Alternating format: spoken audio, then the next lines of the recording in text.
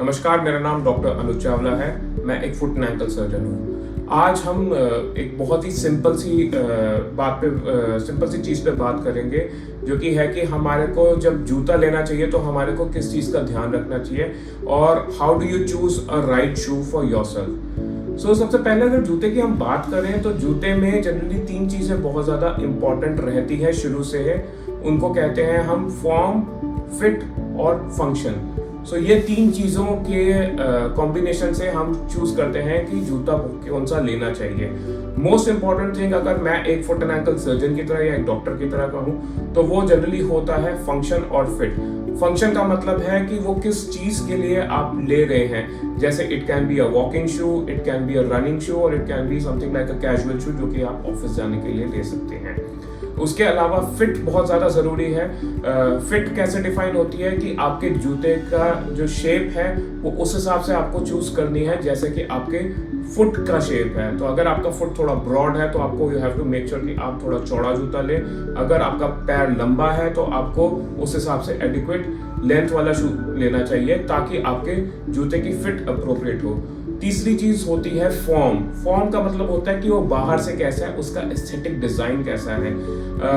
Fashion industry में देखा जाए या फिर बहुत ही ज्यादा अगर हम देखें तो फिर सबसे ज्यादा फोकस जो है लोगों का वो फॉर्म पे होता है।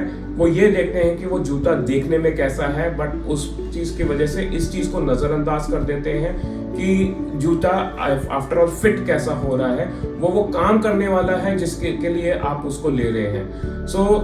जनरली फैशन इंडस्ट्रीज में इसको हम फॉर्म को ज़्यादा ध्यान देते हैं, बट असल बात यह है कि हमारे को फिट और फंक्शन पे फोकस करना चाहिए। Taking a proper shoe is very important in those who have some problem in the foot. सबसे कॉमन प्रॉब्लम जिसमें कि जूते लेने में दिक्कत होती है वो होती है पैर के डिफॉर्मिटीज जैसे कि फ्लैट फुट, जिस केस में आपको हमेशा ये ध्यान देना होता है कि एक स्टेबल शूज लिया जाए। फिर दूसरा होता है हाई आर्च फुट, जो कि हम जिसको अंडर प्रोनेटर्स या सुपिनेटर्स भी कहते हैं। उसमें हमारे को ये ध्यान रखना चाहिए कि हमारे को अच्छी कुशनिंग होनी चाहिए हील की, ताकि वो अच्छे तरह एडी पे जिस पे प्रेशर काफ़ी ज़्यादा आता है उसको सपोर्ट कर सके। फिर उसके अलावा बीमारी होती हैं जैसे कि हेलक्स वैल्गस या बनियन, जिसमें पैर के अंगूठा टेढ़ा हो जाता है। उसकी वजह से जो है जनरली जूता जो है वो जनरली पैर चौड़ा हो जाता है।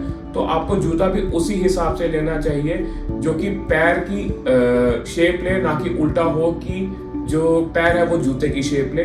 तो you have to make sure कि जो आप जूता ले रहे हैं वो आगे से चौड़ा होना चाहिए, यानी कि it should have a wider toe box. फिर जैसे कि टोज में डिफॉर्मिटीज होती हैं काफ़ी ज़्यादा कॉमन लोगों में, जैसे कि हैमर टोस या फिर कर्ली टोस या फिर क्लॉ टो डिफॉर्मिटी। तो इन चीज़ों के लिए आपको ये इंश्योर करना चाहिए कि आगे की तरफ जूते में रूम काफ़ी एडिक्वेट है।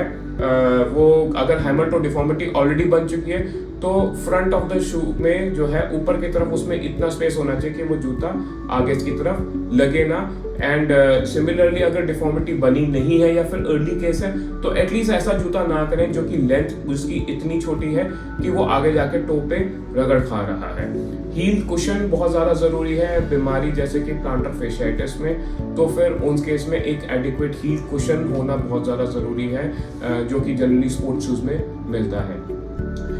एक बात आप हमेशा सुनते हैं जब आप जाते हैं किसी भी शू शॉप पे कि आप एक जूता ट्राई करते हैं और आपको ये पता चलता है कि जूता बड़ा टाइट है, तो आपको जूते वाला हमेशा कहेगा जो शॉप में, वो ये कहेगा कि मैडम या सर आप ये जूता ले लीजिए, ये बाद में जूता जो है वो खुल जाएगा।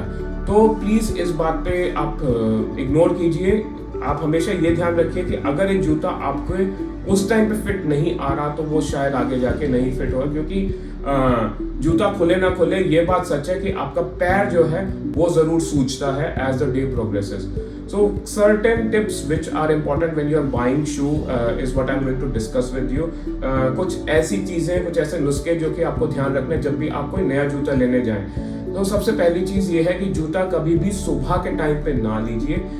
उसका रीज़न क्या है कि जो जूता जो होता है, जैसे आपका पैर जो है वो सुबह के टाइम पे थोड़ा सा कम चौड़ा है, and as the day progresses वो पैर जो है वो सूज जाता है, और जैसे जैसे पैर सूजता रहता है तो फिर उसके बाद अगर आप जूता भी लेंगे तो वो उस हिसाब से ही लेना चाहिए।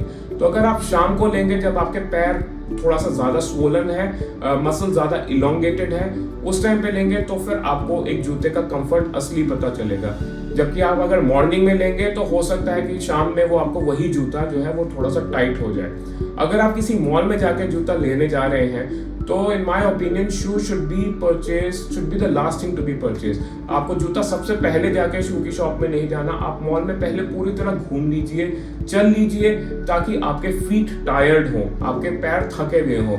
जब आपके पैर थके हुए होंगे और अगर आप जूता पहन रहे हो तो फिर आप उस टाइम पे ध्यान दीजिए कि आपको वो जूता कंफर्टेबल है कि नहीं है। अगर आपके थके हुए पैरों में अगर आपका जूता कंफर्टेबल है तो इसका मतलब कि वो जूता आपके साथ रहेगा जब आपके पैर में दिक्कत हो। आप दूसरी तरीका ये भी होता है कि what I sometimes do is कि अगर मैं पहले ही जूता मैंने देख लिया and I like it, I go take a walk, मैं थोड़ा सा मॉल में घूम लेता हूँ, सारे काम कर लिए, बाकी के आधा पौना घंटा चल लिए, जब मेरे को पैर में थक गए तो उसके बाद मैं वो जूता वापस पहन के देखता हूँ, ये चेक करने के लिए कि वो जूता अभी भी मुझे उतना ही कंफर्टेबल है जो कि आज से अभी से 15-20 मिनट पहले या आधा घंटा पहले था। और अगर वो है तो मुझे पता है कि मुझे वही जूता लेना है। जूते के जैसे मैंने दूसरी बात ये एक और है कि दोनों पैरों के शेप में और लेंथ में हमेशा देयर इज अ डिफरेंस। तो आपको ये बात ध्यान में रखनी चाहिए कि हो सकता है आपका एक पैर दूसरे पैर से लंबा हो, तो आपको जो जूता ले रहे हैं वो जो लंबा पैर है उसके हिसाब से लेना चाहिए, ना कि छोटे पैर के हिसाब से।